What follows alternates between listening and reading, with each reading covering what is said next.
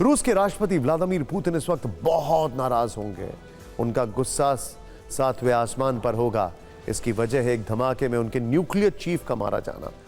यह है वो न्यूक्लियर चीफ। एक इलेक्ट्रिक स्कूटर में ठीक उसी वक्त ब्लास्ट होता है जब रशियन न्यूक्लियर चीफ एक अपार्टमेंट से बाहर निकल रहे हैं।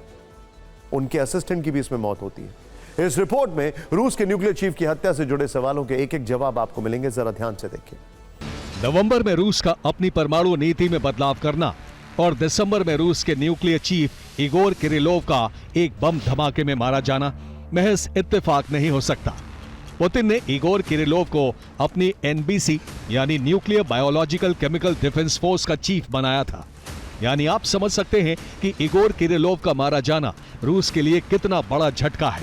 पहले देखिए इगोर किरिलोव कैसे मारे गए। यही वो इलेक्ट्रिक स्कूटर है जिसमें बेहद घातक एक्सप्लोजिव लगाया गया था और इससे कुछ दूर ही रूस के न्यूक्लियर चीफ और उनके सहयोगी की लाशें पड़ी थी।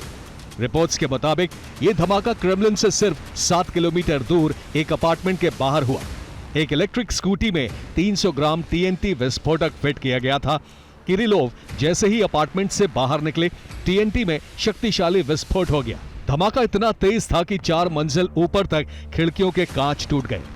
सीएनएन की रिपोर्ट के मुताबिक इगोर किरिलोव को यूक्रेन के राष्ट्रपति जेलेंस्की के ऑर्डर पर मारा गया है। इसमें दावा किया गया है कि यूक्रेन की सिक्योरिटी सर्विस ने पूरी प्लानिंग के साथ रूस के न्यूक्लियर चीफ की हत्या करवा दी। एक दिन पहले ही यूक्रेन ने किरिलोव के खिलाफ केमिकल हमलों के अटैक का मुकदमा शुरू किया था। यूक्रेन का आरोप है कि किरिलोव के ऑर्डर पर रूस ने यूक्रेन पर 4800 से ज्यादा केमिकल हमले किए।